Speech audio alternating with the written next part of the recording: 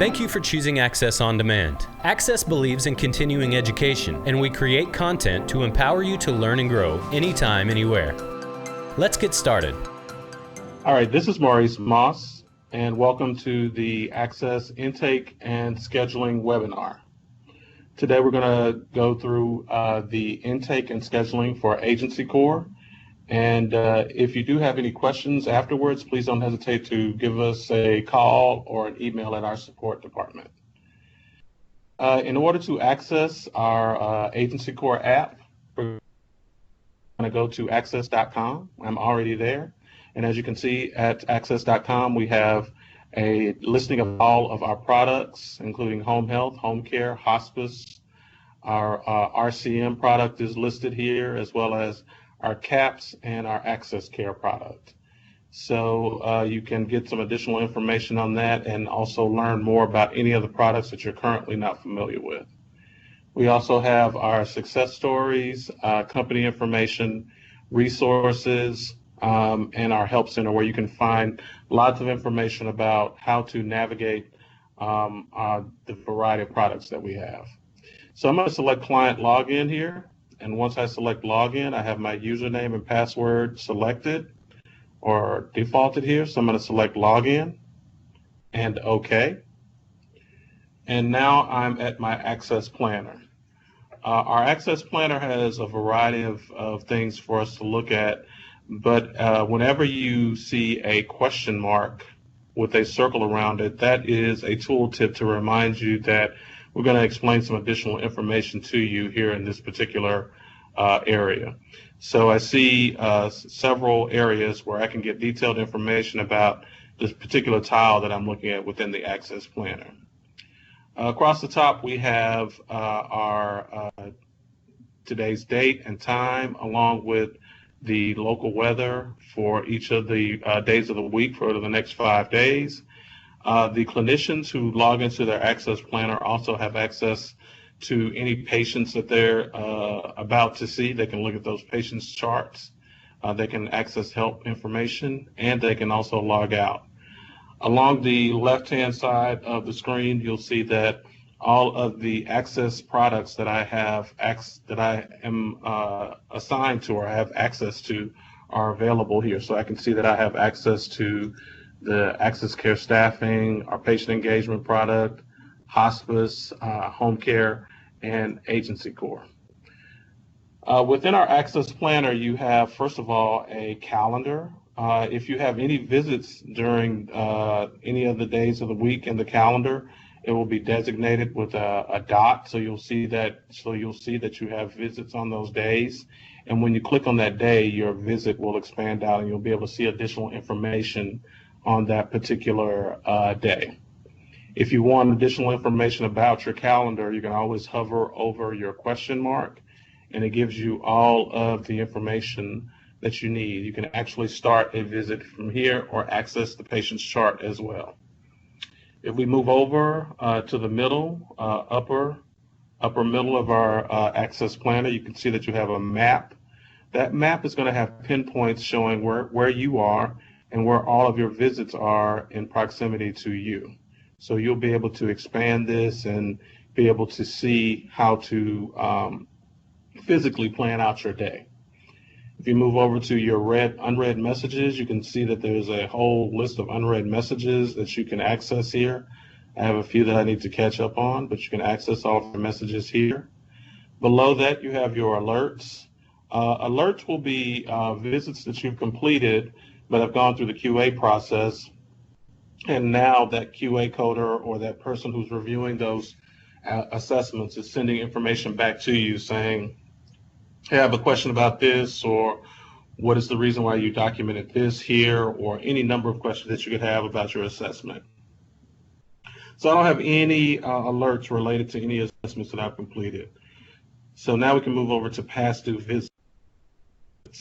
So this is an area where you're going to see anytime within the past 21 days visits that have not been completed and signed. So if I have visits that are in any kind of incomplete status or I haven't started them at all, I'll be able to see them here under past due visits.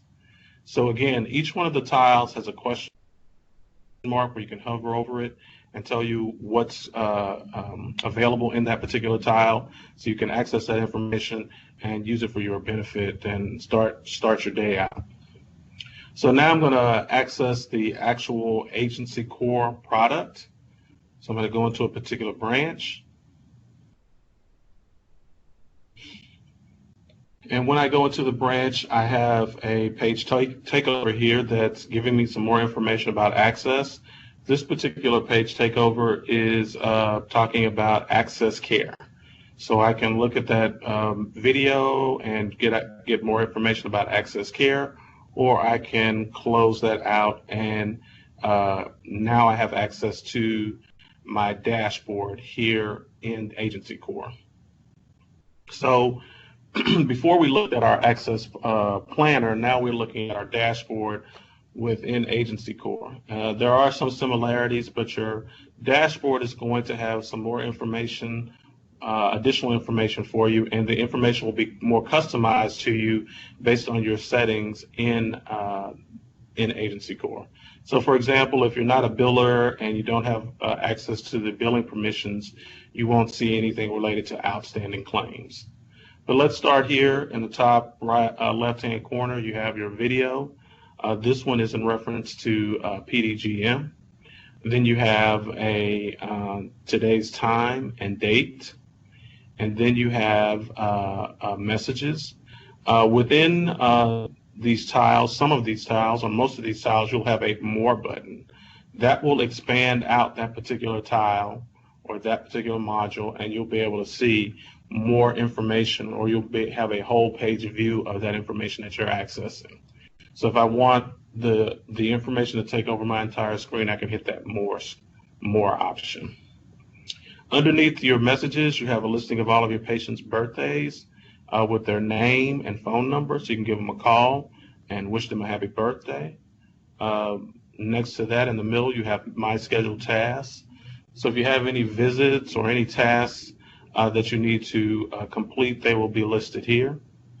And then over to the left, you have news and updates. These will be news items that are industry specific, so things that we need to know about in hospice and home care and the whole post-acute continuum. Then below that, you have your past due research. So these are research that should have been performed but have not been performed yet. You want that to be blank as much as possible because we don't want to miss our research. Next to that, in the middle down below, we have upcoming research. So upcoming research are going to give you a heads up on patients that have research that are upcoming. You want to look at that in anticipation of case conferences or in anticipation of an upcoming visit, so you can make sure that you are assessing that patient to determine whether or not they have met all of their goals. Then we have outstanding claims. So if you are a biller and you have permissions, you can look at all of your claims that are currently outstanding, things that you need to follow up on. Maybe there's some things that require some specific attention, or you may need to go to your billing center and look at a listing of all of your claims and attack that aging to make sure that we're getting all of our outstanding AR taken care of as soon as possible. So that's a snapshot of the dashboard. So once you close this out, you'll find that when we access multiple things in Agency Core, you'll be able to access the same thing from a variety of different places. So if we go to our home screen, you'll see that there are a couple of things under your home screen. We're not going to address all of them. We're going to look at my account, my dashboard, and my messages. And just as an overview today, we're going to look at home, create, view, patients, and schedule. There is a more comprehensive webinar for all of the navigation here that you see here in Agency Core. That's going to be in our administrative overview webinar. So if you want to take a look at all of the items available, you want to look at our webinar schedule and look up that administrative webinar for details on that. So if I select home and then my account, my options here are edit profile, reset signature, switch agency, Then I have some options that tell me to switch to different products if I have access to those. So I can switch to the home care, our Axxess caps, or our Axxess care. If I select edit profile, I have the option to change my current password. If I have some administrative access, I can change my signature. That would allow me to get into the administrative section of Agency Core. I have some required fields here under address, city, and zip, and then my mobile phone number and the software language. Then below that, there's an optional field, social security number. So once I've entered all of my information there, I can save and close. If I go to my account, I also have another option here to reset signature. So if I don't know, or if I've forgotten my signature and I need to reset it, I can select that particular option and reset my signature. I said earlier that there are a variety of ways to get to the same areas within Agency Core. This is one of those areas. So you get My Dashboard when you log in, but you also get My Dashboard from the home screen. So if I select My Dashboard, then I will be able to select, or I'll be able to view the dashboard that we just talked about earlier. And then my messages. These are the messages that we looked at in our dashboard. You can see those in a different view. I can expand that out to a whole page. If we move over to Create, the Create option has New and Oasis Export. Oasis Export is going to be covered in that administrative overview that I mentioned earlier. Today we're going to look at Create New, and specifically we're going to look at the referral and the patient. We're also going to look at the accident log, and the new payer, and a new communication. So if I look at referral, we can talk about referrals briefly and make a distinction between the referral, creating a new referral, and a new patient. So if I'm just going to create the new patient, that means that I don't want to include any kind of, I already have my information I need to admit this patient. I have my orders, I have all of my history and physical, I have all of my intake information that I need. If I'm just creating the referral, that may be a place that I want to enter the patient, so it will be held there until I can get all of the information that I need to admit the patient. I may be waiting on some additional orders. I may be waiting on updated orders. I may be waiting on the patient to come out of a facility. So there are a variety of reasons why we want to enter a referral versus entering the new patient. So let's start with the new referral. So when I enter the new referral, you'll see our question mark here, which I've mentioned earlier. If you tap on that question mark, you'll have detailed information about what that particular field means or what that particular option means, and some guidance on what you should do whenever you see that particular option or field in the system. So our first option is the referring physician. If I tap in that field and then just type a name, the names of the physicians already in our database will start to populate there. So I can see there I typed in A, and everyone with an A in their name began to populate. I can choose from that list, or I can enter a new physician. So I'm going to go ahead and enter my physician here, Brian Smith. But I'm also going to select this new physician option and just let you see how this works. So if I select the new physician, I'll have all of the fields that I need to populate a new physician in the system. So you'll need to call the physician's office first to get his basic demographic information, like a name, his physical address, credentials, PAYCO status, MPI number, Medicaid provider number if he has that, and of course, delivery method, and fax, phone number, and email. So once you get that information, you can take that MPI information that you've gotten and just enter that in the system. And we have a listing of all of physician MPIs. So if you select that MPI and the physician comes up, you can pick that particular physician. Once you pick that physician, all of that information is available here. All of his basic information populates in this field. So we have the physician's name, address, phone number, fax number populating here. You'll just need to compare that to what you've received from the physician's office when you made the call to verify that it is correct. So I have my physician here, and we can move down to face-to-face information. So we know that we need face-to-face information on the Medicare patients. And there are some other payers that we need face-to-face information on. If you know that your payer does not require that, then you can select not applicable. If you have the face-to-face information, it came over with your intake packet, so you have that all the face-to-face requirements are met somehow in the history and physical or in any format in that intake information. You can select date of face-to-face and enter the date that physician or that patient last saw that physician. If the payer does require face-to-face, but you don't have that information yet, you can select face-to-face to be completed within the next 30 days and start arranging for that patient to make a visit to the physician.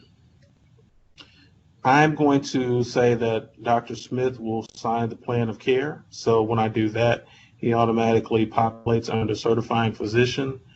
And then I have also asked the physician to follow this patient for his entire episode of care. So he will be the attending physician. So below that, I have the name of the referral source and the facility referral source. So if I know the name of my referral source, I can enter that here. If it is a specific facility, I can pick from a drop-down box and select that facility, and then select the type of source that particular facility is, and enter my priority type for the visit. I can also enter the marketer if I have a marketer for this particular patient. If there's an internal marketing situation that I want to document, for example, someone in the office has a parent or a grandparent or a relative of some kind that they've referred to us, we can list them from our list of all employees. I can also assign a clinical manager, and I can enter the referral date for this particular patient.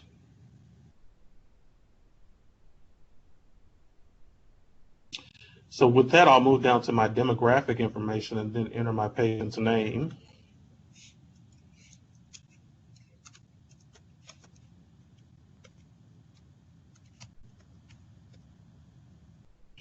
Enter the gender.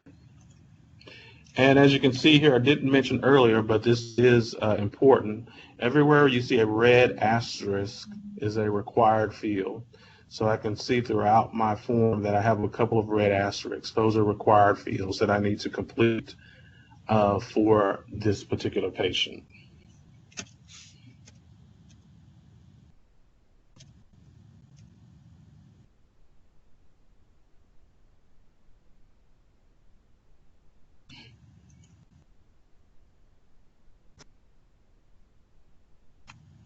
Entering the social security number, and I'll enter that patient's marital status, move over to address.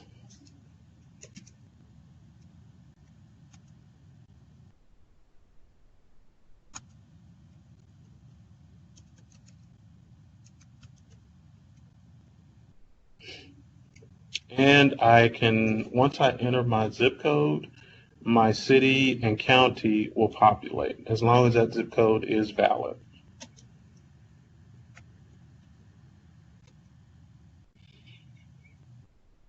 I can also add a visit address. So if I have a patient that is going to more than one address or is going to receive care at more than one address, I can add that particular visit address here, and the system will be able to move between those two addresses.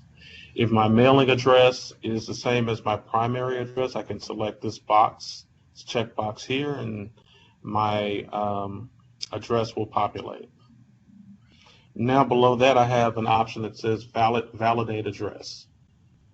When I select this option, this is what will allow me to verify that I do in fact have an address that can be found on a map, so that when I select directions for this patient, I'll be able to find some accurate directions. So it says that my address is not found. So let me go ahead and get in here and update some information to see if I can get my address validated here.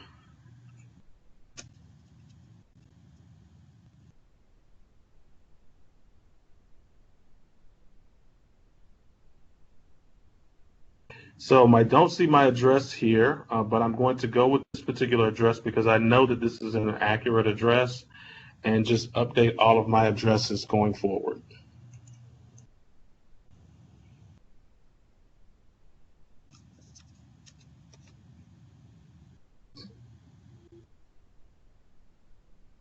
Now I have contact information that I can enter for my patient, their phone number.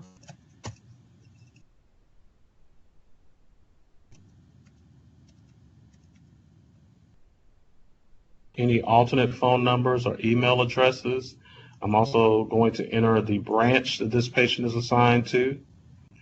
And then I will select my insurance. So my insurance is Medicare.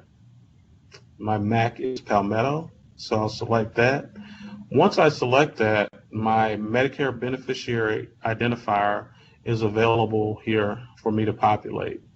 In case you are not aware of that, MBI is the new number that, or the new identifier that takes the place of the HIC number that you've had for the Medicare patient for several years.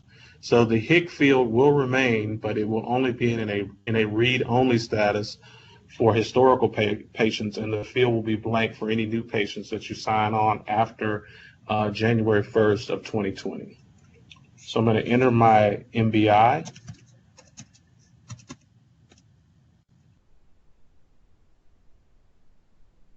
Let me go back on that.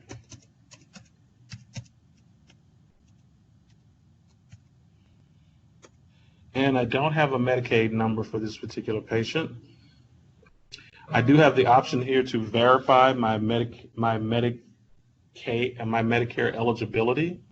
Once I do that, then I will be able to enter my Medicare Part A effective dates, my Medicare Part B effective dates, and determine whether or not my patient was on service with another agency, as long as that information is available in CMS's database.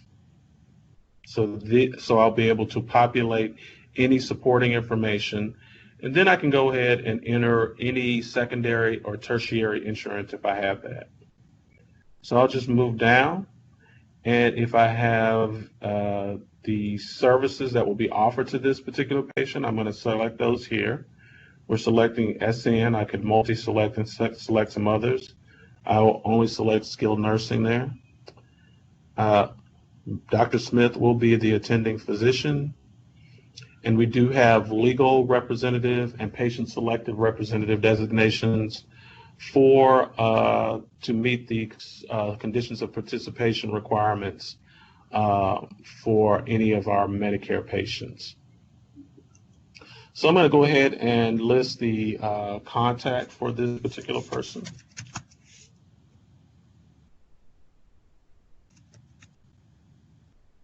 And their phone number.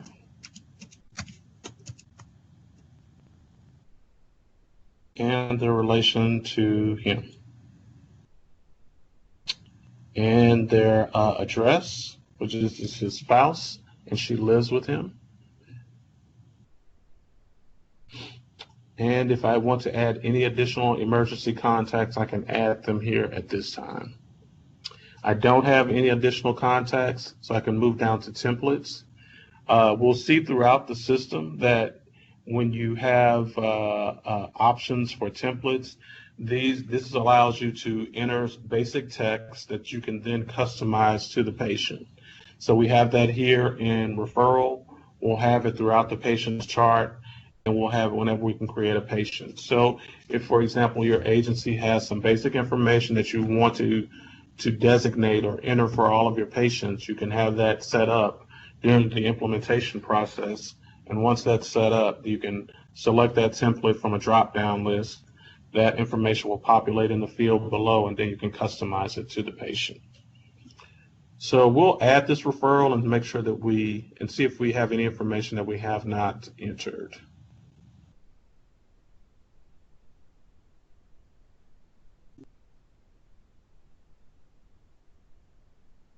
Okay, I got a green box here that says referral was created successfully. So those are the steps to create a referral. We'll now go in and create a patient. So referral was some basic information, and you'll see here that when we go to create patient, we have a little more lengthy form setup that we have to go through. So I have multiple tabs here with demographics, payer, physician, clinical, pharmacy, emergency contacts, emergency preparedness, advanced directives, referral information. And you can see here that those all bring up separate forms. And once you leave those tabs, if there's any incomplete information, the system will let you know that there is incomplete information and how many pieces of information were left incomplete or undone. So I'll go back and I'll start entering my information here.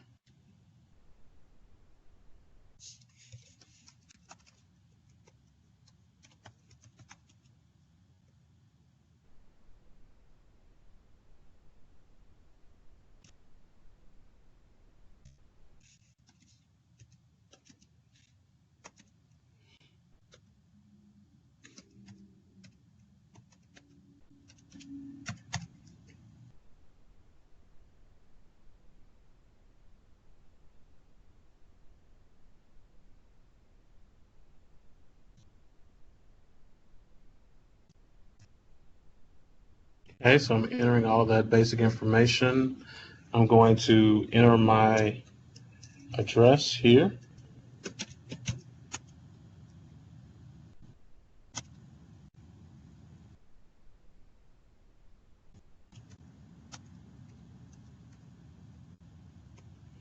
And again, I can enter my zip code and my city and state and county will populate. This address is the same as the mailing address, so we'll check that box. We could add an additional address for visits, but we'll say that Mr. Jackson is going to stay put for the moment, and let's validate this address. So here it gave me another option where I can validate the address that they have listed. So I'll say use the validated address here, and it just gave me everything in all caps, and I'll update that. Then I can move over to my clinical manager that I can assign to this particular case. I can assign a case manager to this case, and I can also assign a clinician who will see this patient. And I want to give this a medical record number. So this would be agency specific to whatever policies or processes that you have in place to create a medical record number. I'm going to select my branch and then a default location for services rendered. That's going to be the patient's home.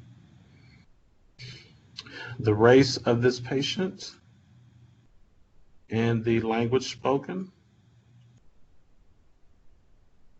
If the patient needs an interpreter, I can list that here, or has an interpreter and it is a family or a friend or an actual professional, I can designate that here.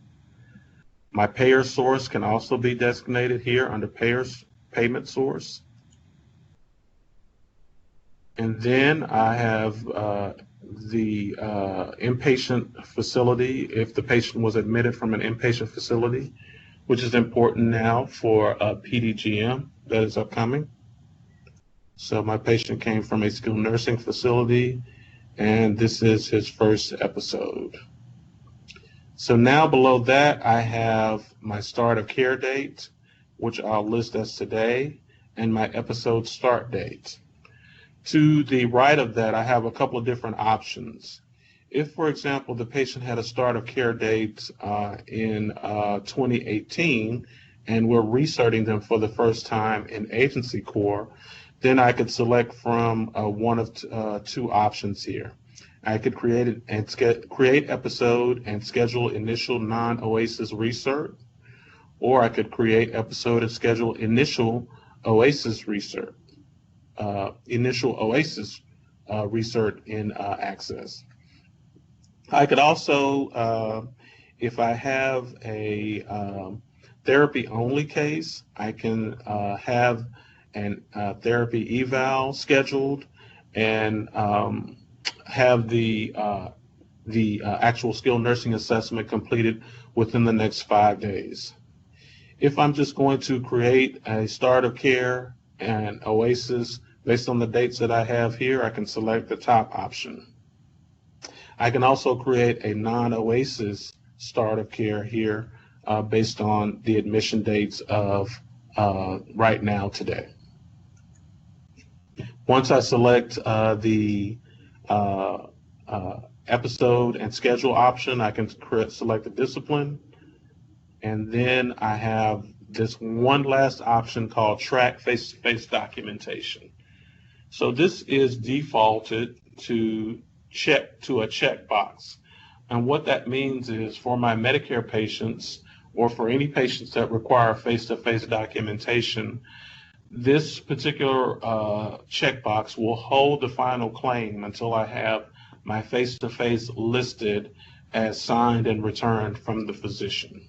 So it is your initial check in place. We know that intake begins at billing, and this is our first billing step that we're going to put in place, or a billing check that we're going to put in place to track that face-to-face documentation.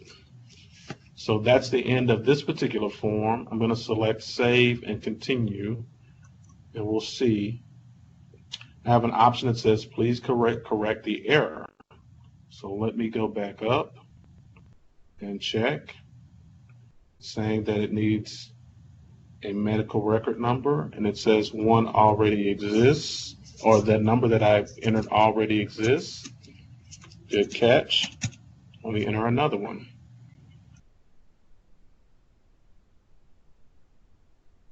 So that save was successful, and now I've moved to my payer tab. So now I'm going to select my payer here, and Medicare is my payer. And now with Medicare as my payer, I can enter my Medicare beneficiary number.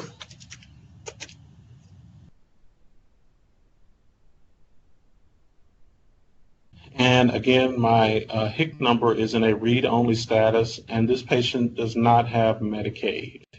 I can verify that Medicare eligibility on an active MBI number, and I could get those Part A and Part B effective dates along with any information about prior episodes. I can also enter my secondary and tertiary insurance information. Below that, special information or special guidance related to my UB04. If there are some occurrence fields that need to be completed, I could enter those here. If you know those and the biller has given you specific guidance on those, I would say enter those here. If not, leave that alone. Then we can also move down to the additional billing information, specifically related to auto accidents, an accident at work, accident in any place where insurance other than the patient's primary insurance might go into effect should be documented here. So this is where you would check an employee, auto accident, or other, and enter all of the pertinent information related to that. So we've hit all of our required fields on that, and let's save and continue. And now I have my attending physician. Remember before, we can just start entering the physician's name, and that will populate. So I can enter that, or I can also add a new physician, or I can add additional physicians. Again, this physician will follow this particular patient. So we can save and continue. Now I'm down to my services. So this patient will need skilled nursing, and we'll give some basic information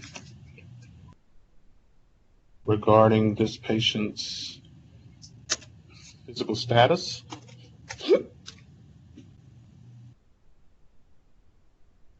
There are no DME items required for this particular patient. And now I'm down to my diagnoses. So one thing that I have not brought your attention to on this particular area is the PDGM modeling tool. We do offer a PDGM webinar that goes into great detail about how we've provided several tools for you here at Axxess to navigate PDGM and be as efficient and profitable as possible with your patients related to the new PDGM billing requirement. So if you want to attend that and get some detailed information related to that, I would suggest that you look at our webinars. Our webinar schedule is listed under Help and Live Training Webinars. We'll take you to our webinar schedule, and you can see when PDGM is offered and definitely sign up for that. With that being said, if you enter a diagnosis that is what we're calling a questionable encounter diagnosis, you will be notified here that you've entered a questionable diagnosis. So let's see if I can find one.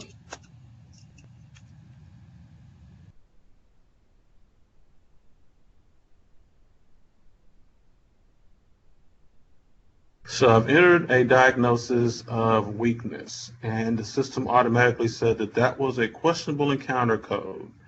And to the top right-hand corner, I have a dialog box that says, this diagnosis is a questionable encounter code and will not calculate a grouper payment under PDGM.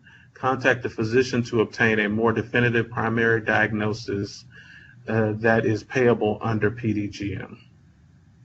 Okay?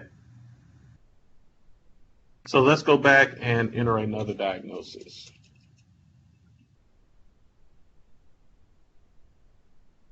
So I'm going to enter diabetes. And that one is a diagnosis that will definitely create a case mix for you. And we'll add a secondary diagnosis here as well. You can add additional diagnoses if you have them on your intake information, and then move down to your clinical comments. Again, before, as with our clinical comments, our template page allows you to enter basic information about that particular patient from a clinical standpoint, and then you can customize it from the template for that particular patient. So we'll say save and continue here. That was successful. We have pharmacy information. I don't have pharmacy, but if I did, I could enter what that pharmacy name is here, and if it's a part of our database, we can select it from our drop-down list. So I entered CVS. There are a couple of CVS's with their phone numbers and locations. We'll pick the right one there. You can add additional pharmacies if you like, so we'll save and continue from that. Now we have our emergency information. So let's enter some information here.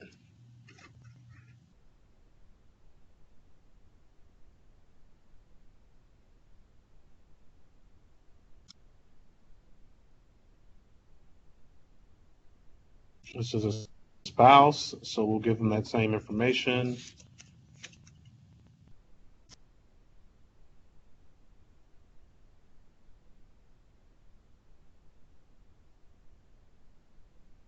And that person has not been designated as a legal representative or a patient selective representative, so we'll move past that. We can add additional emergency contacts, and we can answer additional information related to the legal representative. We'll decline from that. If you have a patient that actually declines the CAP survey, which they are allowed to do, you can select that here. And then you have a template that, again, allows you to enter basic information from a list of templates that you may have created in implementation, and then you can customize that to the patient. So we've saved and continued through that, and now we're at emergency preparedness. We have emergency triage. So now most of us in home health, we know that, when issues come up in the community, such as weather situations or any kind of situation, earthquakes or whatever, we need to know what we need to do with our patients in those types of situations.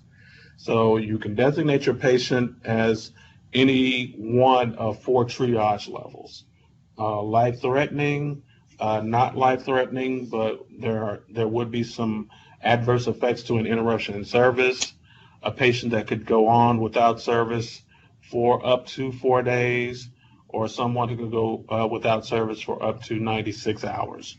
So you have all of those, and we'll select one here. And then you have additional emergency preparedness information that you can select from, and a template. So if you have an emergency preparedness template, maybe there are specific zones that are specific to your area that you want included on all of your patients. You can enter that here and customize it to that particular patient. So let's save and continue. And we're at advanced care plan / admission. Does this patient have an advanced care plan or a surrogate decision maker and able to provide legal documentation for home health medical records? So we'll say that this patient currently does not have any of that information. And we have some more information that populated below that says complete this section if patient has had a change to advanced care plan since admission. You may update this information at any time. This is required for those identified value-based purchasing states. So if you have some advanced care plan information that does not get resolved until you're in the midst of patient care or in the middle of the episode, you can come back to this area and update that information here. And then you have your option for your templates below that.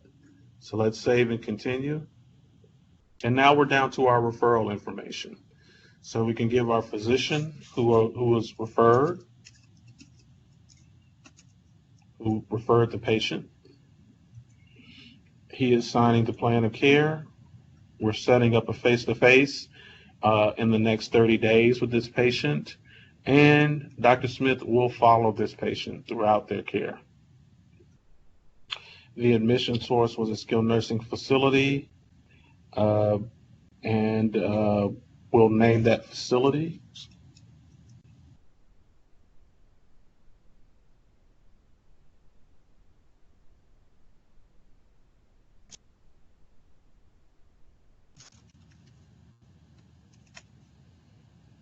And our referral dates, our marketers, any internal marketers if we have them, the facility referral source, I listed that above, and the type of visit.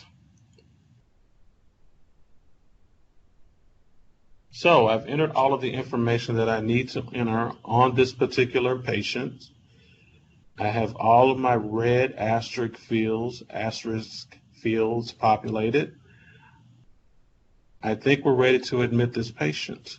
So I'm going to select admit.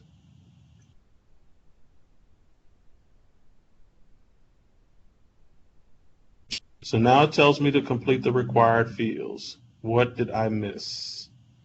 It's telling me that I missed 2 fields here.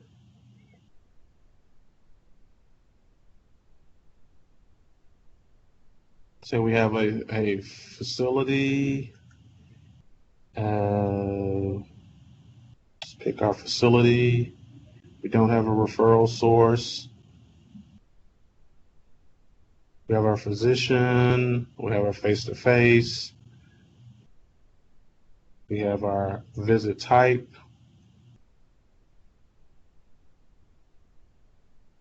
Give it a return referral source and select admit.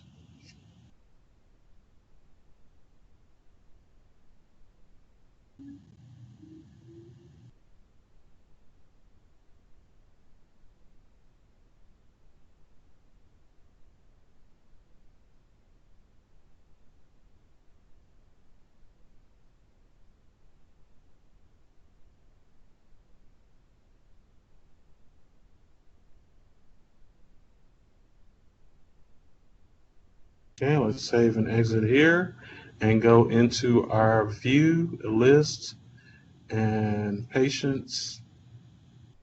We'll pick all status, enter the patient's name,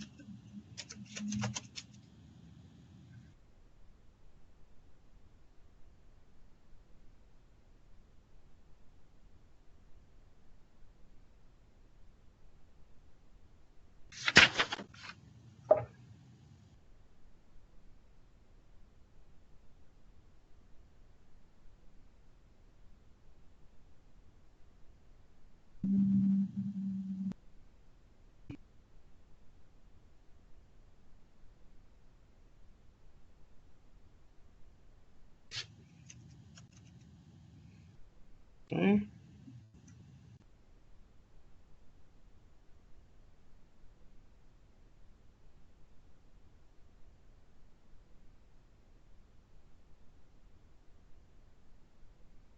Okay, so we had to go through a little extra step there to admit that patient, but that patient is now available in our system. If I go to view, then list and patients, I should be able to hit that patient's name and the patient is listed there. Okay, so in addition to the referral and the actual patient, then we can go into create, new, and look at some communication notes. So a communication note is some documentation that you want to send to the physician or to have on file as a record of a particular situation with this patient. So we'll just go ahead and select the patient's name, and we'll select the episode, and we'll select the date of the communication note. We can also enter the physician's name as we do throughout the system, and a drop-down list will populate. So we can enter that patient's or select the physician from the drop-down list, and then we can enter our communication. As with other areas in the system, we have the template that would give us a drop-down list of communication templates that we could use for this particular patient. Again, you would want to set those up at implementation. So you add your communication.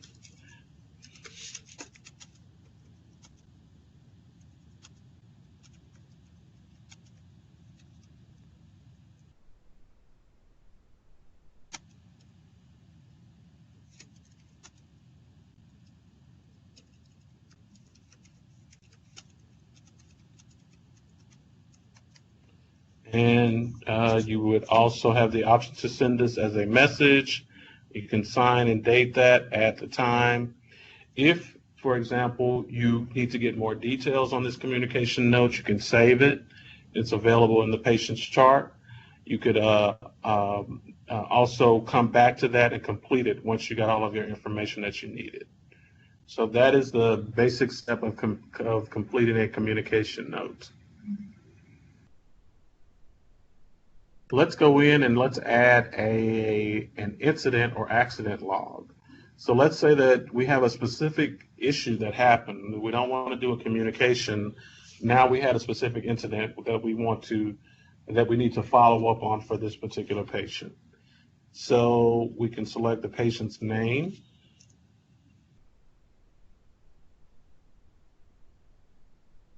And the episode associated with that. This one does not have an episode, so let's pick one.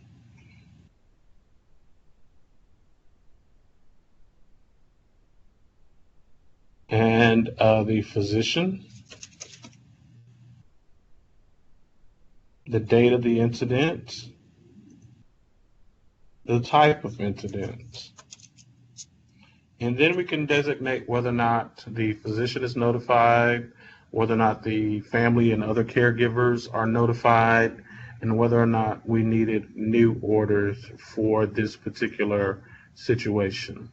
If we do need orders, we can add them here and generate those new orders. We can also designate who was involved in that particular situation, and we have a template that we can pick from to give us some basic information to customize, or we can go ahead and free text that. And then we can talk about what we did with that particular patient.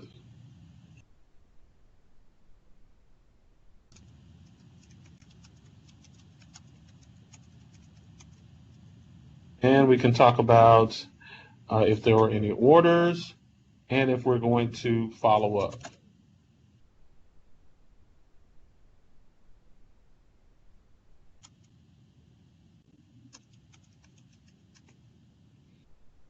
And as with all of our other documentation, you can save this and come back to it later. Once you come back to it, you want to sign and date it with your signature, and then you can complete that. One other item that we want to add here under the create is payer. So we understand that there are some situations where agencies are providing care on the weekends, and not all of the staff are available on the weekends. And the staff that are available may not be the experts to complete payer information. In the event that that happens, the scheduler can go in and enter some basic information for the payer, and then communicate that information to a biller or a manager on the next working day, so that information can be completed by an actual billing expert. So I'm going in and I'm selecting new and then payer. And you see here that we have 4 steps to creating a new payer. When I go through this section, I see there's a lot of information that I could potentially complete for the payer. And since I'm not a biller, I'm not familiar with a lot of this. So I'm going to select next here, and it's going to give me the fields that are required for me to enter for this particular payer. So I can see here that of all the information listed, I only have 3 fields that I need to enter for this particular patient, for this particular payer, to get them into the system.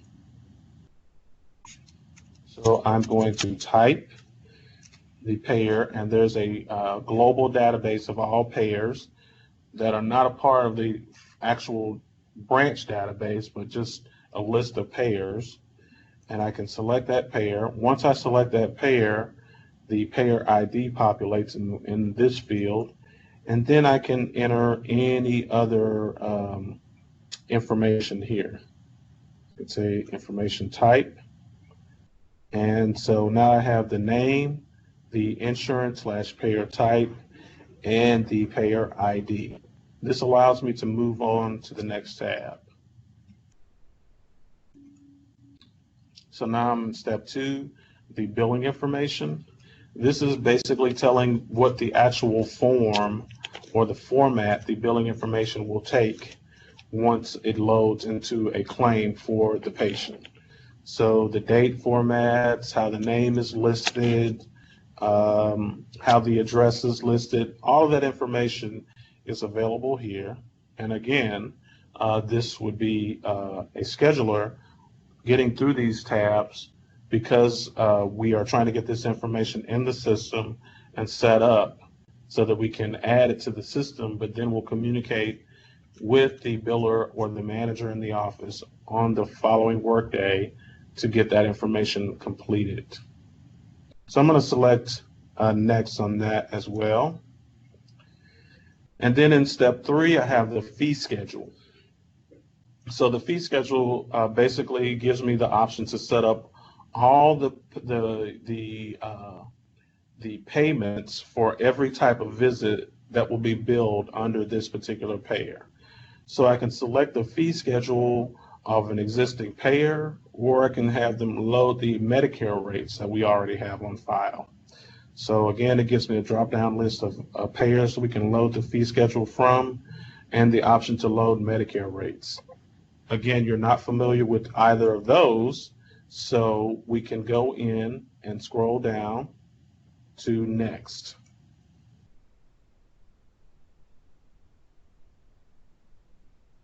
And now we have a summary of everything that we need for this particular payer, and we can select complete. That payer's information will be available. It's there. We have the payer saved, but again, we need to follow up with our billers to make sure that they get all of the pertinent information that we need so we can submit a clean claim for this particular patient.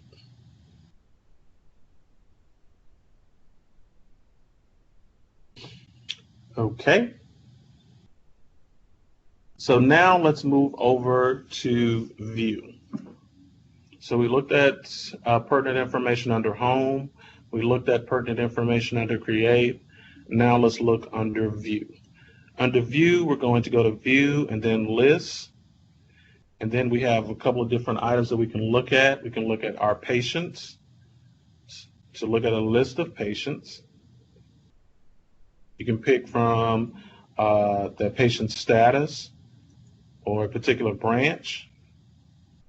You can also add patients from here. You can export this into an Excel format. You can do the same thing with referrals. So you can edit or delete those referrals, admit or not admit them, or export that report into an Excel file.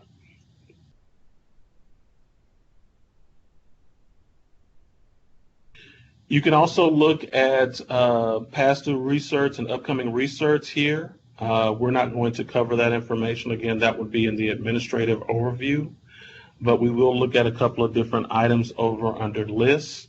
Let's look at missed visits. So here, I'm going to see all of the visits that were entered as missed for a given date period. So I entered a date range. I'm going to select generate. And as that generates, you can see that once that information populates here in the report, that I can group it by patient, by scheduled date, by employee, or by task. And each one of those grouping options will give you a different view of the missed visit information. So you may have different members of your team in the office wanting to see missed visits for a variety of reasons, and they may ask for information in a different format. You have a couple of different options here. So whatever option you decide, you can then export that into Excel and provide them with that information. You'll see a red sticky note next to all of these. Red is the designation for missed visits throughout the system. So all of your missed visits should have that note on them. Let's also look at supplies. So you look at view, list, and then supplies. This has a list of all of our supplies for the agency, the HCPCS code if there is one, a revenue code, a unit cost, the date that that supply was created, and the option to edit or delete. You can also add a new supply as well. If you add a new supply, you'll just need to enter a description and HCPCS, revenue code, and unit cost.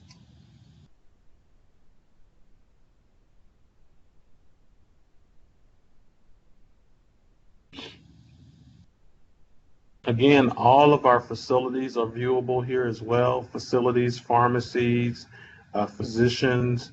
You can look at all of those logs, databases here, and you can export them into Excel reports. So now let's look at our patient chart.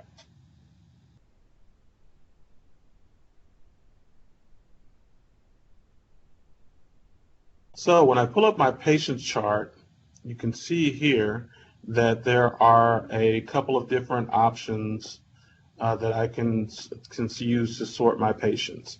Along the left side here, I have a listing of all the patients. I have an option to pick a branch that those patients are associated with. I can pick that patient status, whether it be active, discharged, pending, or admitted. Or non-admitted. I can filter by payer, or I can just enter the name or the medical record number for that particular patient. I also have the option to add a new patient as well. Once I pick that patient and I've decided which patient I'm going to work with,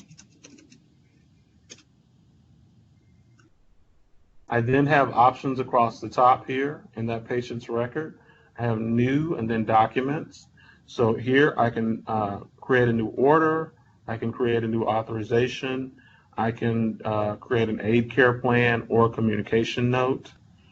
One thing of note with the authorizations, you'll only be able to enter those on payers that are set up to receive authorization. So you can't enter an authorization, for example, on a Medicare patient. If I go into documents, this is basically where all of my attachments will be held. So I have an option here for a new document, and here I can choose the file, and then once I enter that file, or once I find that file, I can select it and attach it and give it a name, and then select the type. And once I do that, I'm going to select Submit, and then that documentation is available here. So any documentation that you want to add as an attachment here, you'll be able to add that. One thing of note is if you have, for example, visits that you want to add, for example, if you're doing, if you have contract therapy and you're adding the therapist's visits back into the system, you'll be able to do that in the chart down below, which we'll see later, or in the actual scheduling center. But in any note, all of your attachments will be listed here.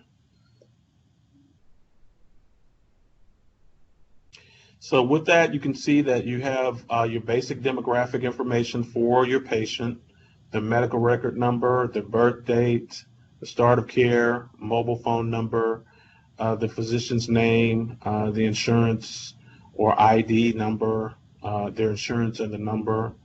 You have the option to edit the patient's record. You can look at more information. You can look at directions, and you can look at prior admission periods if there were any. So specifically with edit, I said earlier that you could go back here if you wanted to update the advanced directive information. So for example, if you wanted to go back and change some information related to the advanced care plan, you can go back in here and select advanced directives and update that information.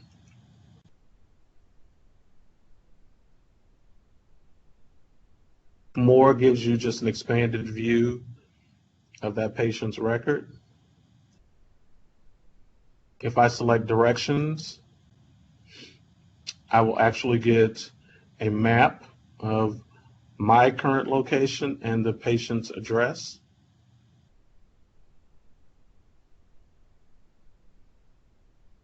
And then admission periods, if I had prior admission periods, they would be listed here. Below that, I can go directly to my schedule center with the option that says schedule activity. And then I have a legend for all of my sticky notes. I mentioned earlier that the missed visits will be listed in red. You'll have episode notes, which we'll talk about later. They will be blue, and visit comments, which we'll see in just a second here, will be in yellow. You have an option to refresh. When you refresh any of the information here, you can change the status of a patient. For example, if you wanted to discharge a patient, you could do it here. And then you have your quick reports here to the far right. So we'll go into those quick reports. And just a note on the change status, you don't want to do that unless you're directed to do so. Specifically with our Medicare patients, if you do an OASIS discharge, that will discharge the patient. So you would not have to go in here and manually discharge the patient. So let's talk about our actual task area below here. So below your legend and your schedule activity button, you have a listing of all of your tasks. So here I have the option to see tasks that by orders or by a specific discipline. So I could see all of the orders that were set up as a task, and then I could see specific tasks for the nurse or the therapist and so on here listed. So you can filter your specific tasks. You could also do a date range of all of the tasks that you want to look at. So if I only have one episode for my patient, that's all that's going to populate. But if I had multiple episodes, I could choose from a drop-down list and choose last episode's list of tasks, or I could do a date range of tasks and say I want to see all of the tasks from this date to this date. Once you get down below, you'll see that your task will be listed by the name, the date that it was scheduled, who it was assigned to, and then a status of complete or one of the many statuses, which could be completed or not yet started, just to name a few. You have an option to the right that says your print icon, which you can print out all of the tasks, and you have an action icon that allows you to select from a menu option that lets you look at details. You can delete a task or you can reassign it. So if I look at details, I can see basic information about this particular task. I could also enter in and out times. If, for example, that was not completed prior, I could go in and complete that information along with associated mileage. And then if I had comments for this particular visit, I could enter that particular comment in this yellow sticky note. So remember, your missed visits are your red sticky notes, and then your comments are your yellow sticky notes.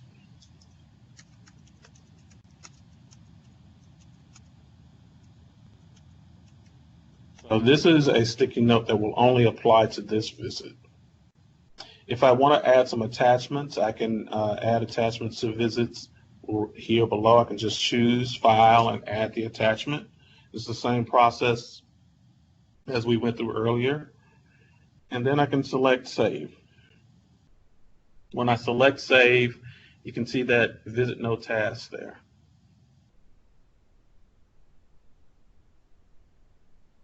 Over to the right here, we have our quick reports, so we can just go into those.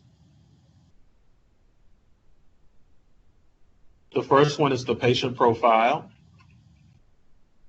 and this is going to just give you basic information on the patient, date of birth, medical record number, name, address, insurance, basic information on that patient. So if you want to just provide an overview to someone for the patient, this is a good tool for that. Our allergy profile is going to list all of the allergies.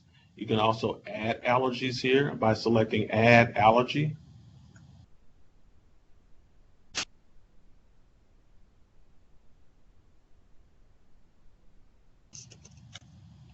Enter the allergy and then select the type and pick from the drop-down list, whether it be medication, food, animals, plants, environmental.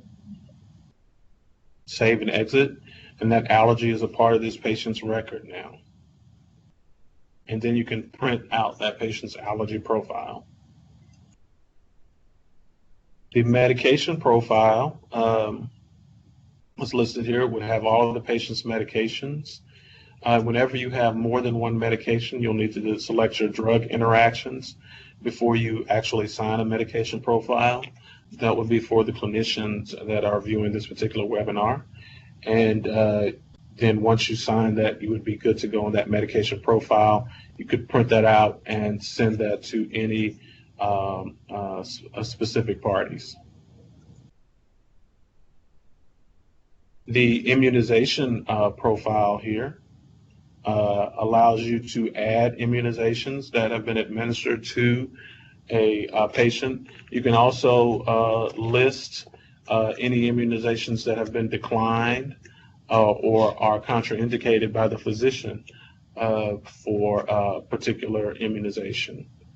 When I add the immunization, I'll need to enter the type of immunization and pick from the drop-down list and enter who is administered by, the lot number, the name and the lot number of the person administering that. The lot number of the vaccination, I was just sorry about that, and the date that it was administered. Once you do that, you have a listing of all of your immunizations for the patient that you can list. This can be entered into a report or exported into an Excel report that you can review for this patient and a number of patients if you'd like to do that. Authorization listing. Remember I said earlier that you will not be able to add authorizations on a patient that has a payer that does not require authorization. So let's see if we can find someone here. So we'll go over here and we'll filter by private, and we'll get a couple of patients here. And let's go into that authorization, and we see here that we have some active authorizations for this particular patient. So before we go into add a specific authorization, there's some things that we can ascertain here from this authorization for this particular patient. So we can see that we have an authorization number, we have a payer for the authorization, we have the type of authorization. This authorization is for a specific date range and for specific units. The date of the authorization starts on the June the 8th and it ends on June the 29th. It is specifically for therapy. It is for 6 units. 3 of them have been used. 3 are unused. The unit type is visits. It could be hours. And the status of this particular authorization is active. We can print that out, or we can go in and edit or delete that particular authorization. So if you add an authorization, you'll see all of the options that I just picked or just went over are available here. So you have the name, the authorization status, the authorization type. I can pick a date range and authorized units. I can pick date range only or authorized units only. My insurance, authorization number, a start and end date for my authorization. I have a drop-down list for disciplines. I can also pick specific HCPCS code within that discipline that are authorized, the number of units that were authorized, and whether or not I picked, whether or not I'm getting authorization for hourly or actual visits, and any comments that need to go along with that particular authorization. And I can add an attachment if I need to for that authorization. And I can also export all of my authorizations into an Excel file for review. Okay. So if I go to my communication notes, I can see any communication note that I entered. I can see if anyone entered a communication note, when they've entered it, the status of that communication note, and have the ability to edit or delete that. We can also see the episode that was written in. You can also add a new communication note here as well. And as always, we can export that into Excel if we have multiple notes here that we want to somehow track.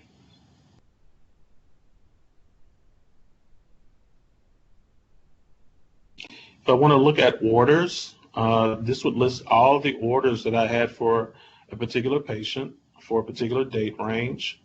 So if I pick a date range, I can just select generate, see if I get any orders for that particular date range. If I don't get any, we didn't write any orders for that particular date range for that patient.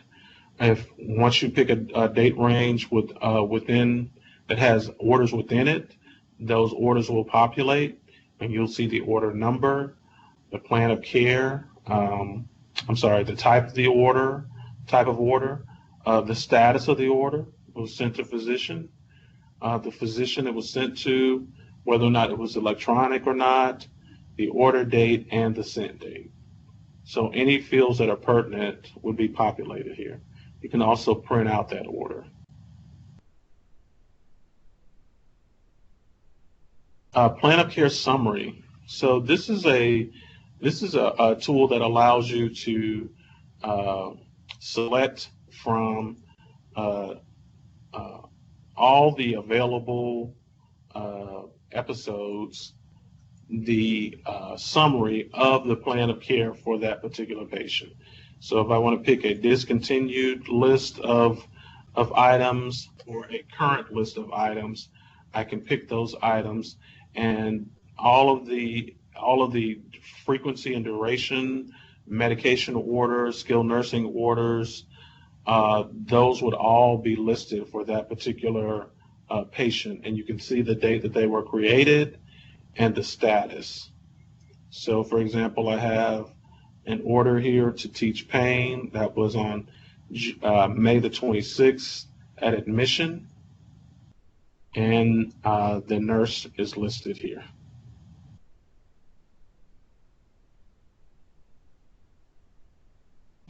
The episode summary allows me to create summaries based on specific intervals of time within that patient's episode of care.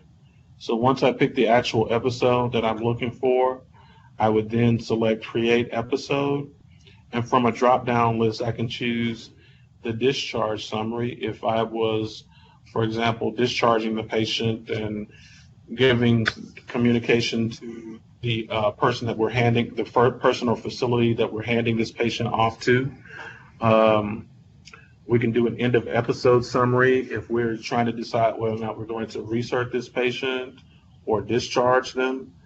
We can do an intra-episode summary if we're trying to find out the status of where we are so far in this episode, and then a transfer summary if the patient is been admitted to the hospital, for example, and we want to provide some information to that nurse on that nursing floor to follow that patient to help ensure that we get that patient back.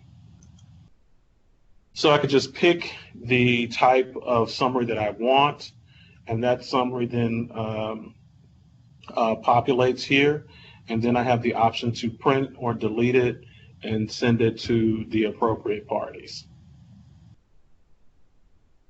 If I print that particular summary, I get basic information on that patient, and I get their medications, all of the interventions interventions and goals that we provided for that particular patient, the status of those interventions and goals, vital signs, any physician information, all of the information that nursing staff would need to know that we are taking care of that patient, and we definitely want that patient back once they've received their care from your facility.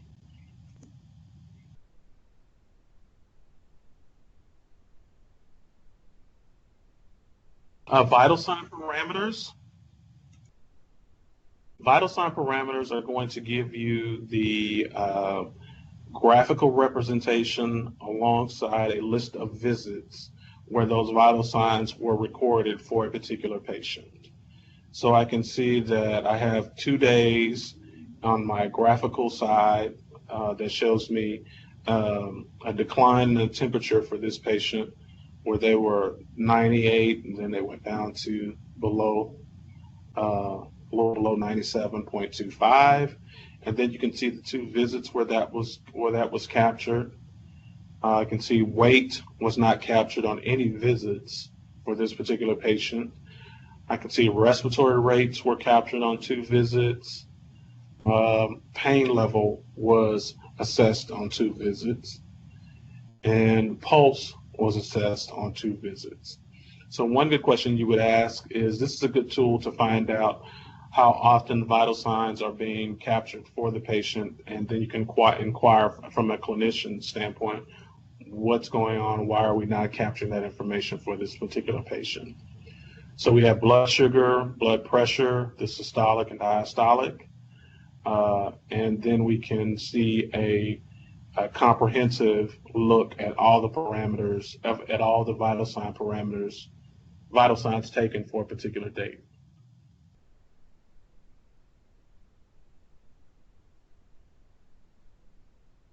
And then we had our triage classification. We looked at that earlier. This is just a verification of that, and a list of all the tasks that were deleted for this particular patient. So if you have a situation where you need to restore some deleted tasks, you can look for that task here and restore that task, or just review it and determine who deleted it and what was deleted.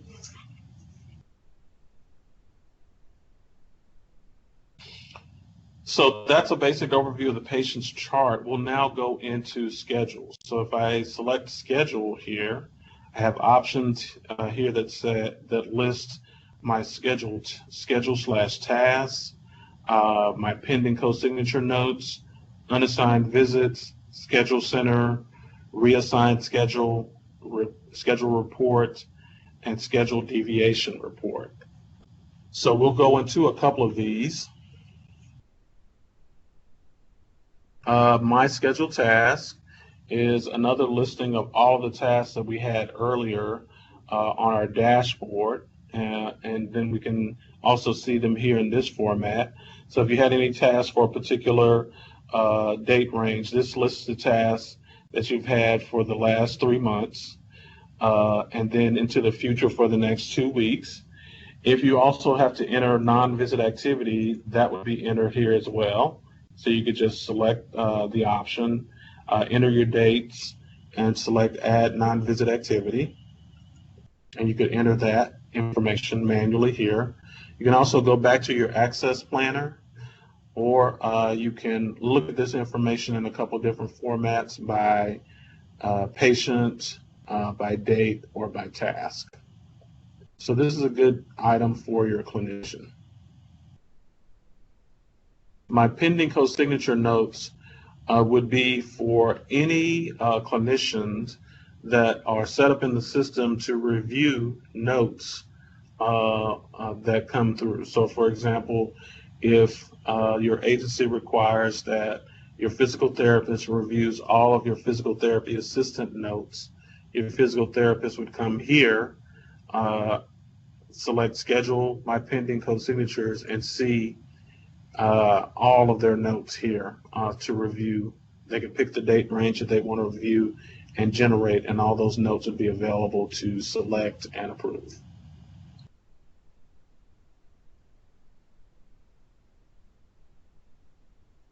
Schedule unassigned visits. This area is a new area for us. In order to view my scheduled unassigned visits, you will have to have orders on your patients. Once you have orders on the patient, this area lists whether or not you have the number of visits that you have in comparison to the number of visits that have been ordered. So if you have 2 visits ordered and only 1 visit scheduled, the system will give you that will list that patient and tell you that show you that you need to schedule 1 more visit to be in compliance with the order for this particular patient. So the only patients that will populate in this area are patients that you have orders for and visits that are scheduled that don't quite meet those orders. We'll save the schedule center for last, and we'll go to reassign schedule. If I select reassign schedule, this is a very simple tool and powerful tool for you. If, for example, you have a clinician that goes on vacation for 2 weeks and you need to assign all of their visits to someone else for that period, you would simply select the clinician that currently has the visits and select the person that you want to assign the visits to, and then enter the date range. And once you select reassign, all of the visits that were previously scheduled to that one person will now be scheduled to your new person.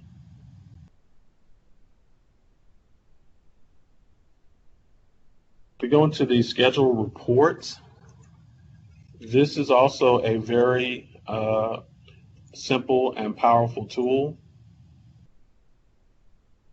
What this does is it allows you to look at all of your visits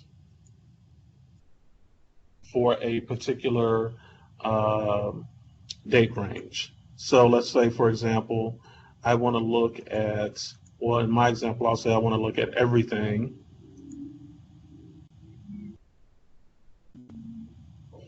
And when I look at all of these visits, it's going to give me the option to group these by patient, by date, and by task, or by clinician.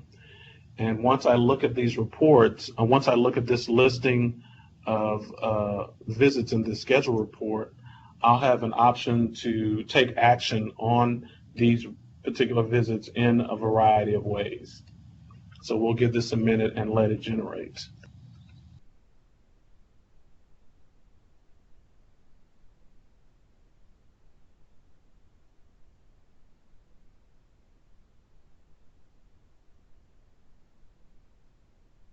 Once this generates, you see here that I have visits here that I can reassign. I can multi-select and reassign these. I can select all on these visits. I can group them by the task. I can group them by clinician. I can just say that I only want nursing here, and just do this with my nursing visits and generate this report. And you can pick this report. This is a useful report if you want to take action on a large number of visits of a specific type.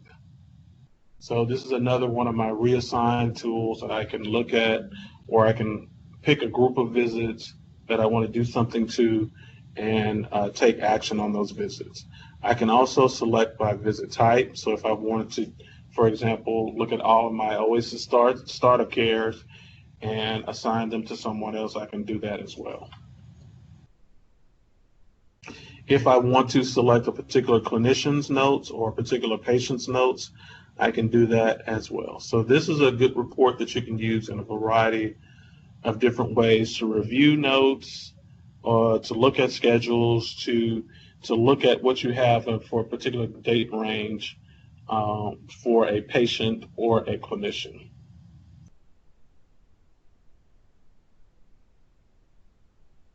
I can also look at my schedule deviation report. So this report, once I pick an actual date range, will give me a list of all of the visits that were scheduled and the scheduled date versus their actual visit date.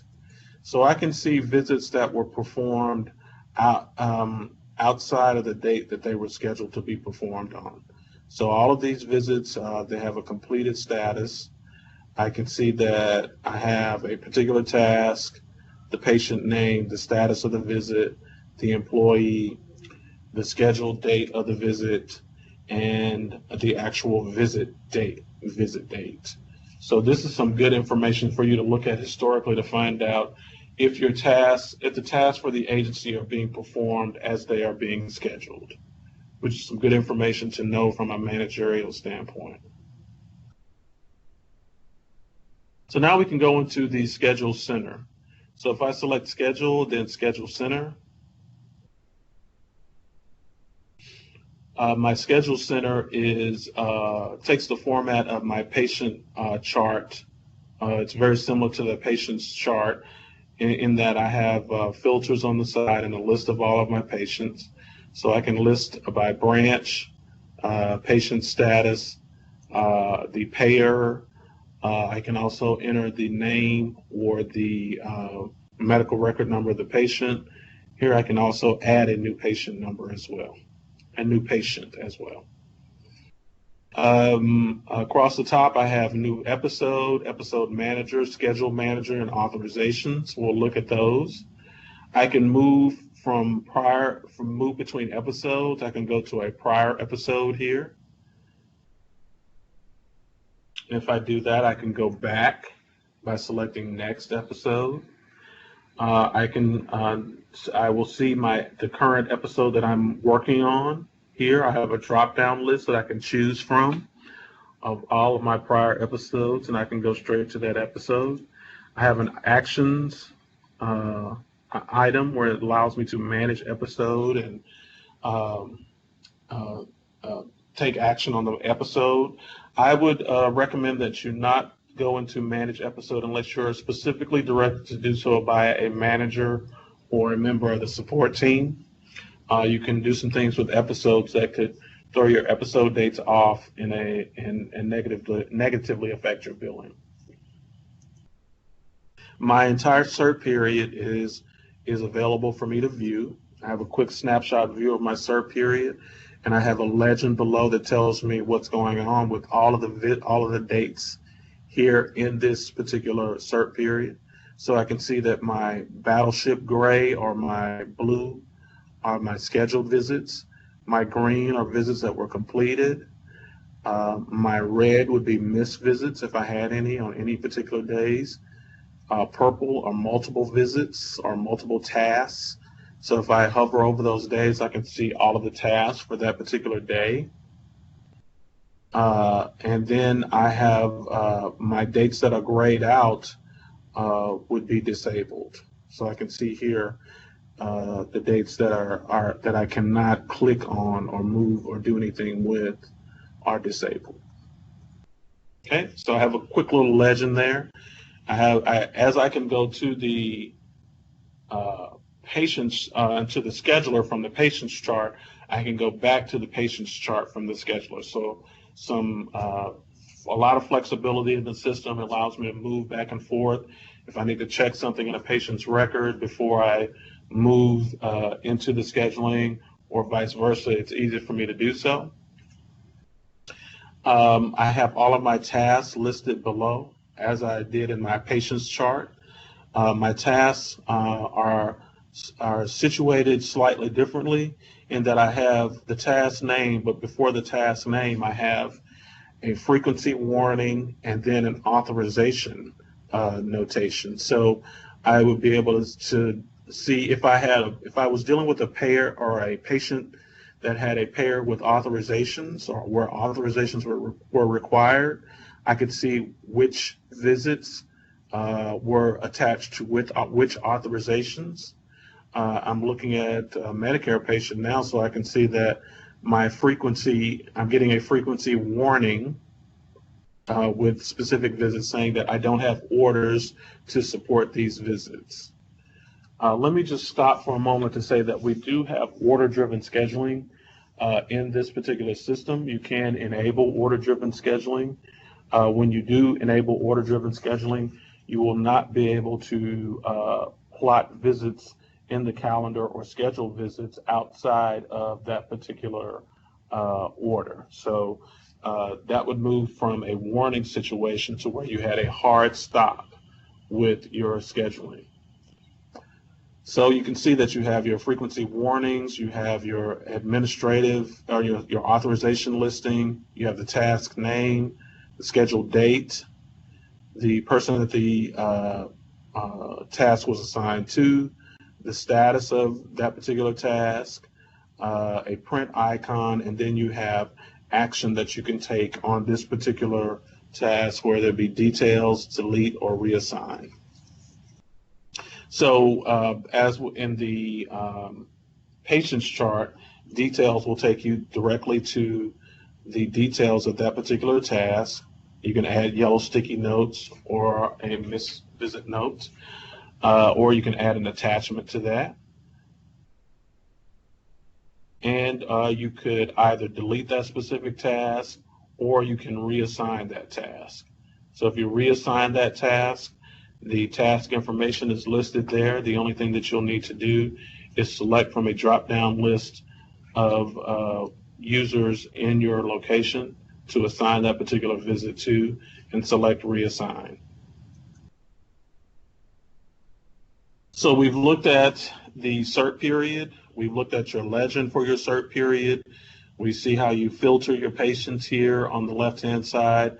Let's go into detail on your navigation here at the top. So if I go into new episode, this actually just gives me information about my start of care and the details about the next episode or the current episode that you're in, that the period, the recert period for that particular episode, the physician assigned to that, insurance if there is any, a case manager if there is, and the option to add a sticky note, a blue sticky note.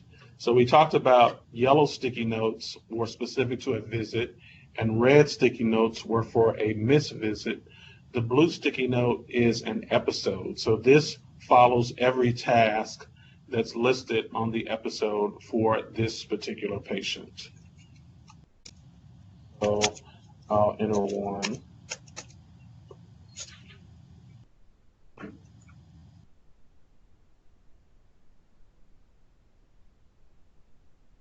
And when I enter that, all of my new notes that I enter for this particular patient will have that blue sticky. Okay.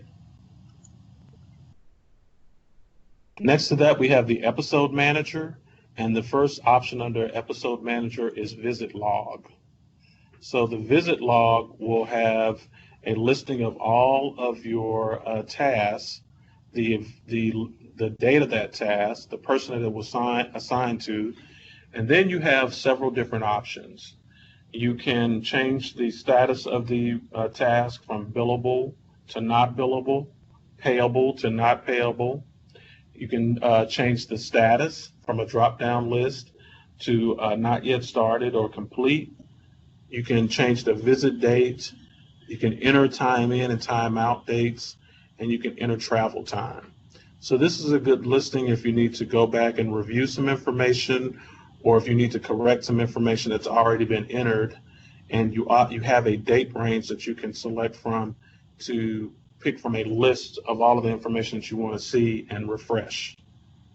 Okay. Once you've changed any information in this system or under visit log, you want to make sure that you save that, save any of the changes that you make.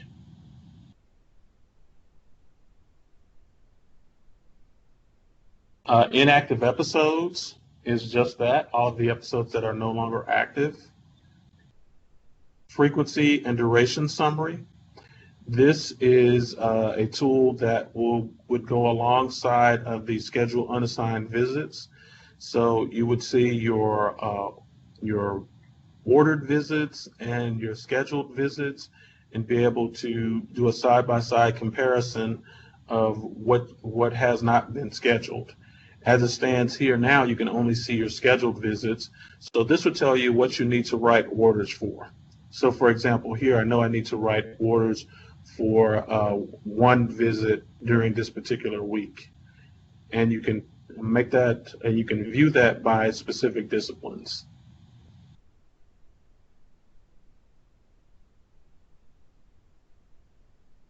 And then you also have your episode frequency, which is a count of visits based on the visits that you have scheduled in the system.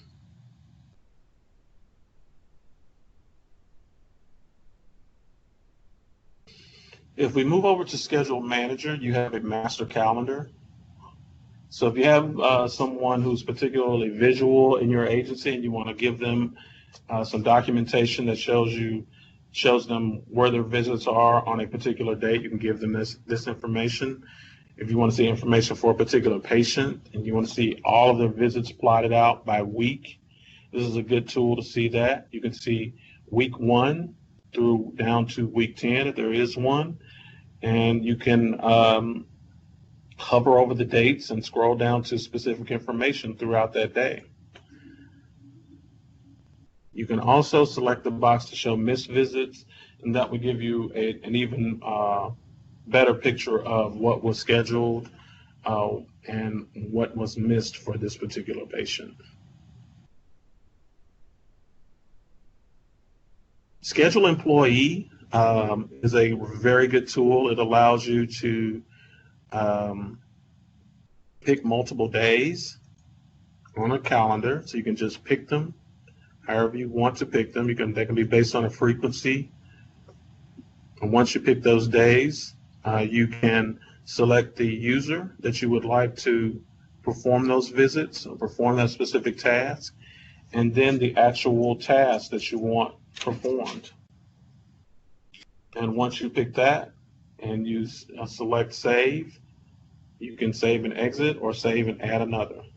So if you have multiple visit types that you want to add, you would select the dates for that one type, add that, select your person, save and add another, select the next visit type, whatever days you want that visit to be performed on, save and add another until you had added all of the visits for that particular patient for the CERT period.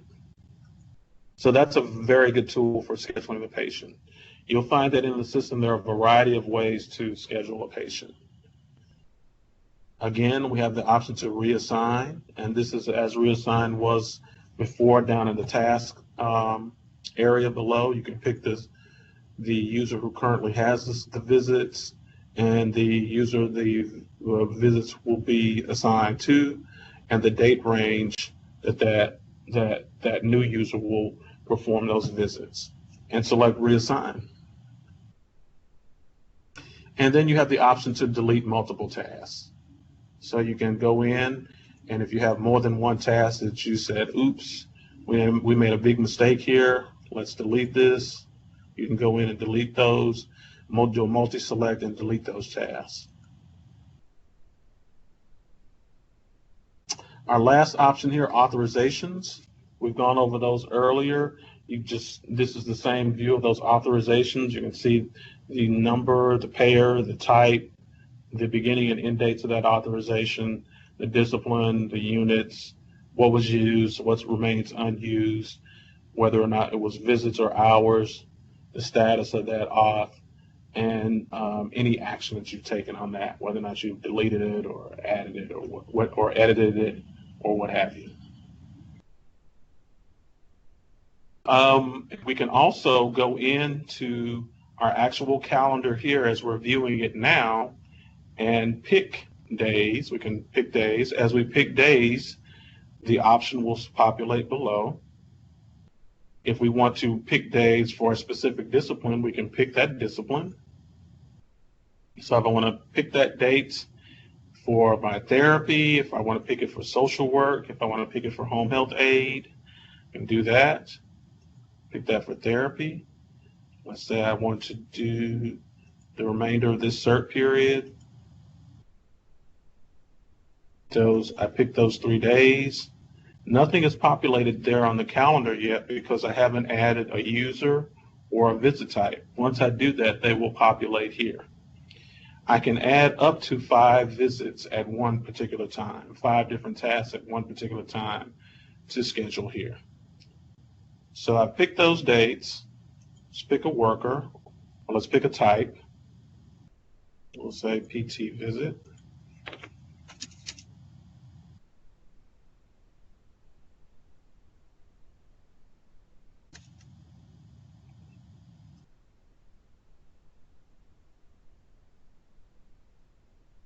Then I'll pick a user.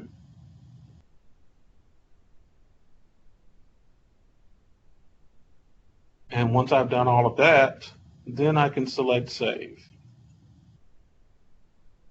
Once I select Save, you'll see here that my dates populated here in my calendar, and it matches my legend. It says those are scheduled.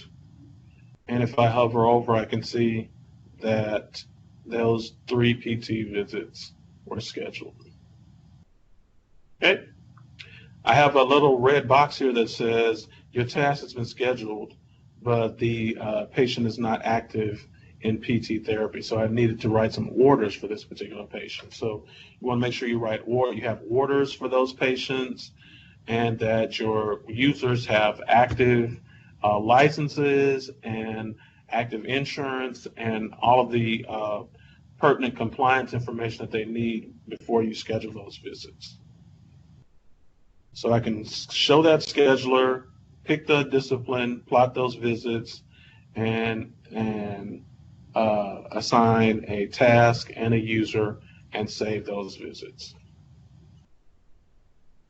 So with that concludes all of the steps and functionality available in Agency Core related to intake and scheduling. Thank you for the opportunity to allow me to walk through this with you in Agency Core, and we look forward to your feedback regarding the system functionality. Thank you. Thank you for joining our on-demand training today. Axxess is the only home healthcare technology company approved by the American Nurses Credentialing Center to offer continuing education credits and the most recommended home health software on Software Advice. You can watch more on-demand training videos through our industry-leading help center or at axxess.com, where you'll find tutorials, blogs, white papers, and answers to frequently asked questions. Axxess, empowering care anytime, anywhere.